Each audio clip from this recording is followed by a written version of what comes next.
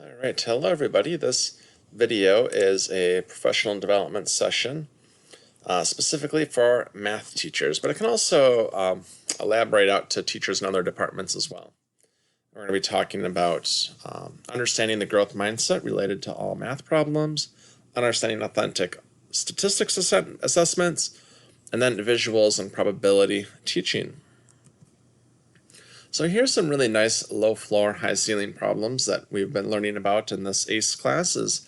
We have low floor problems, meaning they are easily accessible to students, but then also scale up really well. And this one is a simple addition and subtraction problem, but it actually plays out kind of tricky because you actually do need decimals to get the correct answer here. I think, what was it, 3.5, and then for the top left, and then 9.5 for the bottom left, and then 4.5 and 3.5. Yep. So it's a little bit of a stumble one with decimals there. Another one is to play the game Got It, where you need to find the specific numbers on here. And this is a really nice low floor, high ceiling because students can go around and try to find as many 30s as possible. So start anywhere and then just wrap around. Haven't specifically found the answer to this one. Usually there's some pretty easy ones to find, such as 5 plus 6 minus 1, 10.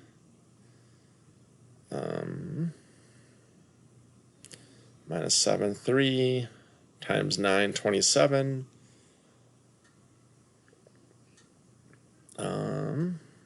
What do I need? 3 more, plus 8 minus 5. There we go, got one. And then as you just play around with this, you can find there's some that are pretty short and some that are really, really long. So it's just really good mental math.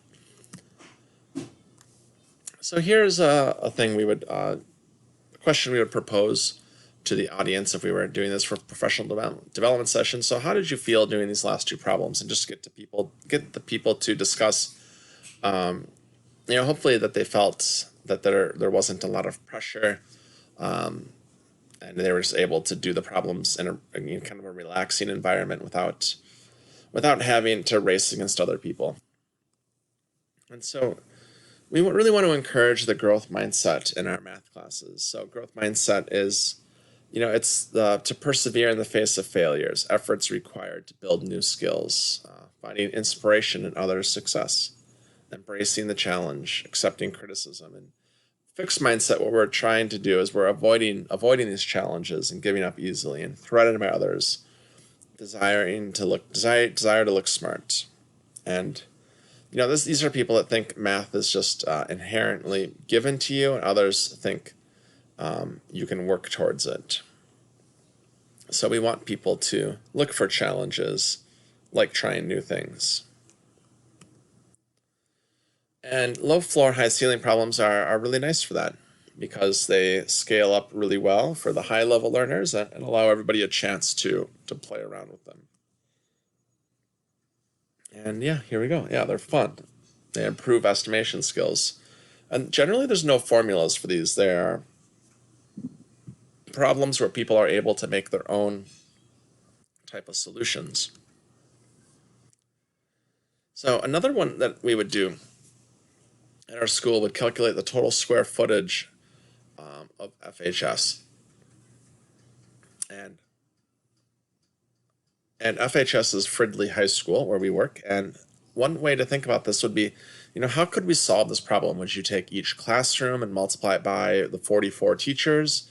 Estimate the length and width of your classroom and then multiply it by 44 and then add in the hallway space? Or maybe would you look at like a Google map? Here we have a Google map approximation showing, and then you'd have to subtract out the courtyards and, subtract out the walls and other things like that.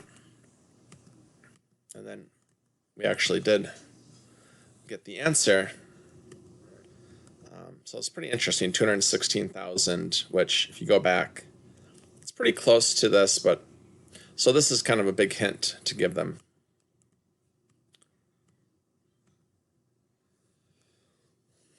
So this would spread over into other classes, and such as some activities like Socratic seminars, student reflection, inductive learning experiences where we form big ideas with concrete details. and taking other people's perspectives. How would you feel about this? What would Darth Vader think about Lord of the Flies camp? Open-ended questions where students are able to think about other people's perspectives. So to design these, we want to scaffold on the low end, provide access, and then ask provocative questions that require inquiry. So we also want to make use for sophistication and complex thinking. So we want to be able to create problems that will scale up and really engage those high-level learners and allow multiple approaches. We want to work on the process, not the final product.